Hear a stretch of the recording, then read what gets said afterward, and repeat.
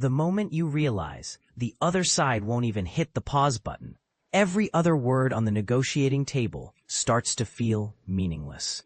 That blunt truth, shared by Ukrainian President Volodymyr Zelenskyy on Saturday, is the emotional backdrop to what may be the most consequential week of the war so far.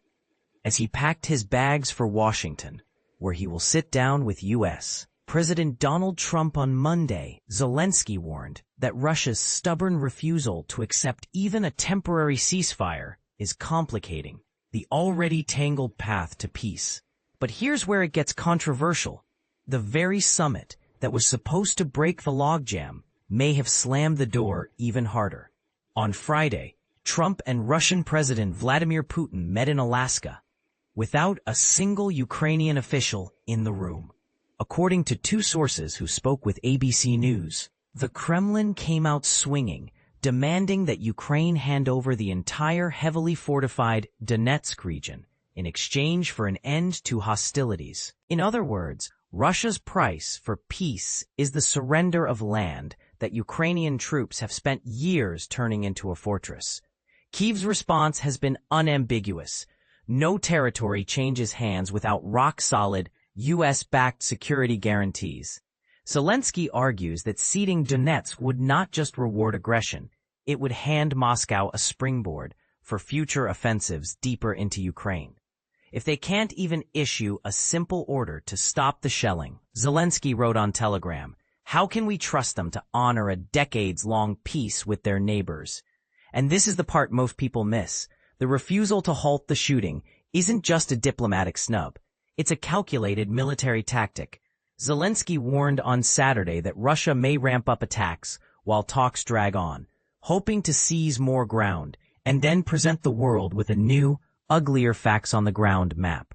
Overnight into Sunday, Ukraine's Air Force reported 60 Russian drones and 1 cruise missile streaking across the sky. 40 were intercepted, but 20 still struck a dozen locations. Russia, for its part, claims it downed 52 Ukrainian drones in the same period. The skies, it seems, are as busy as the negotiating rooms.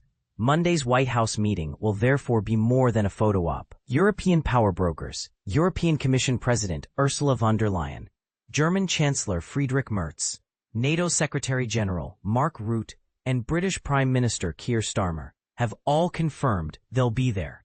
According to Merz's office, the agenda will cover 3 pillars: security guarantees for Ukraine, the thorny question of territory, and the continuation of economic and military support, including sanctions pressure. Yet the most eyebrow-raising commentary is coming from Trump himself.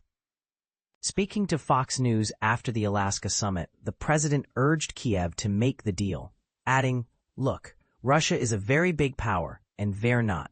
He then praised Putin as tough as hell and a strong guy. On Sunday morning, Trump doubled down on social media, claiming big progress and teasing, "Stay tuned." He also lashed out at the press. "If I got Russia to give up Moscow as part of the deal, the fake news and their partner, the radical left Democrats, would say I made a terrible mistake." That last line is already lighting up comment sections across the internet. Is Trump's blunt style the only language Putin understands? Or is it a dangerous oversimplification that risks selling Ukraine short? Bold question. If you were in Zelenskyy's shoes, would you ever trade land for a promise that history suggests could be broken within months? Zelenskyy, for his part, says he will keep coordinating with partners right up to the White House meeting. It is important that everyone agrees that a conversation at the leaders' level is necessary to clarify all the details and determine which steps are needed and will work, he posted.